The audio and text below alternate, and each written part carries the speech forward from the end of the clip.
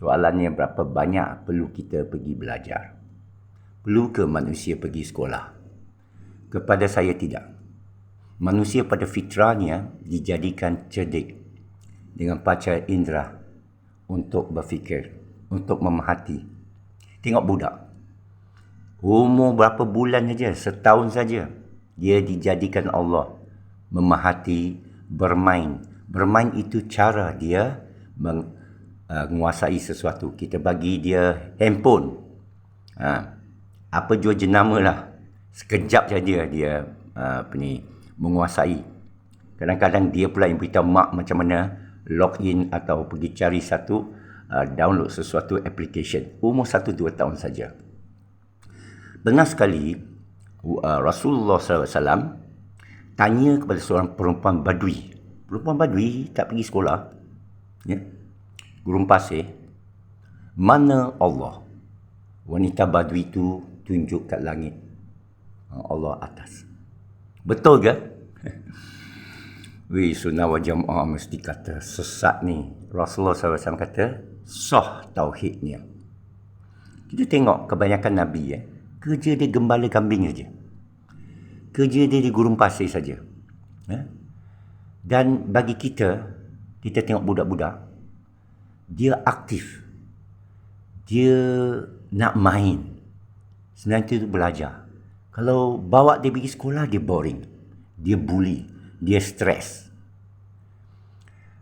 Jadi, saya cuba eksperimen ini atas keluarga saya. Saya bawa anak saya keluar sekolah. Semua. Jadi, sekejap saja mereka jadi pandai. Ini namanya unschooling. Bukan homeschooling. Homeschooling ialah kita ambil peperiksaan daripada kelas, daripada sekolah, pergi ke rumah. Masih bawa ustaz, masih bawa tutor mengajar dia. Tak sepatutnya. Kalau bawa pun, cara Denmark ialah sehari baru 40 minit. Kita ajar dia, beritahu dia, bercakap dengan dia sebenarnya. Cara Socrates. Bila anak tu tanya, ayah, betul ke Tuhan cipta rumput? Kita jangan jawab. Kita tanya dia balik. Rasanya macam mana rumput terjadi? Tidakkah kamu melihat bagaimana air hujan itu turun? Tidak kamu melihat bagaimana semut ini boleh hidup? Ini cara Socrates, Yunani, 500 tahun sebelum Masehi. Dan itu juga cara Al-Quran. Tidakkah kamu melihat bagaimana kita menjadikan kamu, membentuk kamu, mata di sini, hidung di sini, bentuk daripada segumpal darah. Dan Allah bisa merombak balik rupa bentukmu. Jadi takutlah siapa. Jadi masalah manusia ialah dia disekolahkan, dia ditindas pemikiran, dia menghafal sehingga bila dia keluar kita tengok penyakit dijadikan yang sedih sekali atas Islam itu. Perhati tak kamu bahawa Quran ini hanya dilagukan, hadis tidak. Quran ini dihafal, hadis tidak. Quran ini dibaca dalam bahasa Arabnya, hadis tidak. Hadis dibaca dalam bahasa Melayunya untuk orang faham. Quran tidak dibaca untuk orang faham. Jadi sebenarnya kita pergi tahfiz belajar apa? Saya cerita ini kerana saya selalu campur dengan orang tahfiz, ustaz tahfiz, duduk dekat tahfiz, dalam tahfiz, campur dengan budak hafiz. Sentiasa bertanya mereka, apa maksud Malik Yaumiddin? Hanya 10% boleh jawab. Apa maksud wa may yattaqilla yaj'al lahu makhraja? Tak ada orang boleh jawab. Apa maksud in tansullaha yansurkum wa yusabbit aqdamakum? Tak ada orang boleh jawab. Apa maksud hasbunallahu ni'mal wakil, ni'mal maula, ni'man nasir? Semua ayat-ayat yang begitu power.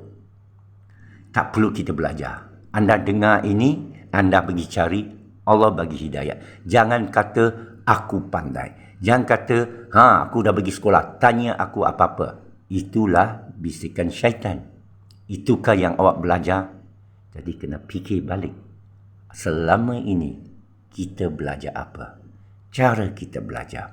Cara belajar sebenarnya, dia kuantiti sedikit, tapi kualiti tinggi. Kita tengok antara orang yang mula-mula menerima risalah Allah daripada Rasulullah SAW. Bilal ibn Rabah, seorang hamba kulit hitam. Dia hanya tahu Allahu Ahad, Ahad, Ahad. Satu kalimah saja. Iman dia begitu kuat. Sekarang kita ada ustaz, hafal surah Quran, baca Yasin 30 kali setiap malam Jumaat. Tapi apa dia buat? Banyak cerita sekarang berleluasa kes liwat, kes cabul. Berani ke kita serahkan anak lelaki kita kepada seorang ustaz? Manusia bukan malaikat.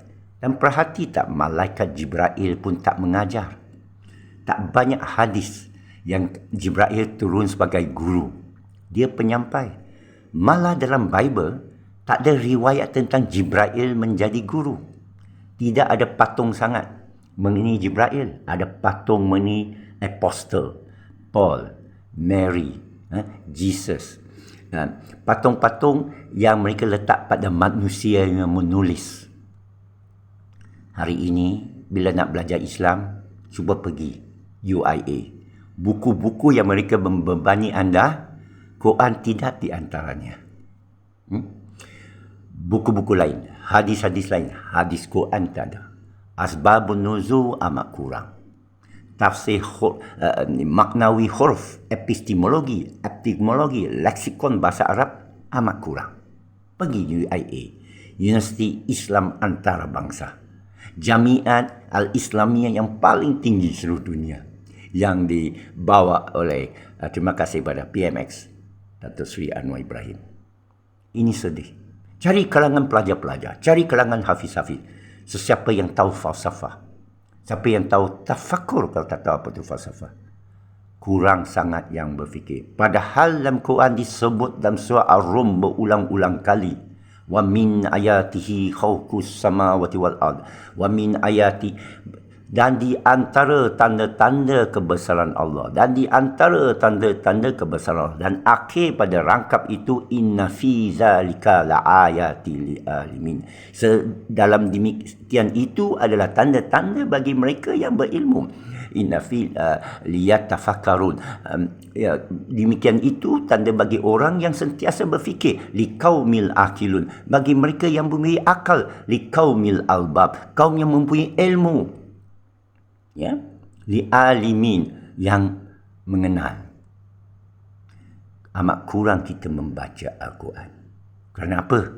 Otak kita sudah penat, dibeban dengan membuang masa, kerana kita sibuk mencari rezeki, padahal tidak ada bab mencari rezeki seperti mana kita tengah mencari rezeki dalam Al-Quran. Mencari rezeki dalam Al-Quran, sedekah. Menyampaikan walaupun satu ayat daripada Allah. Membantu urusan Allah. Intansullah, Allah bantu urusan kamu. Wa yansurukum, dan Allah kuatkan kamu.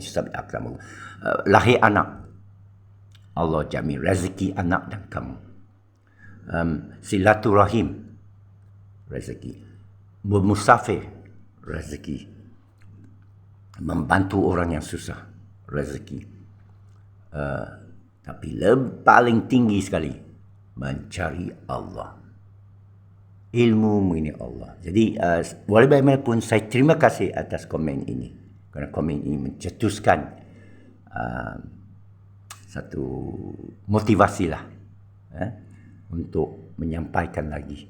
Saya doakan hari ini, kita semua dirahmati Allah, dimudahkan urusan, dan didekatkan kepada Allah, ditinggikan himmat kita, disempurnakan silaturahim kita, dan amal soleh kita terhadap sesama makhluk kerana Dia. Assalamualaikum warahmatullahi wabarakatuh.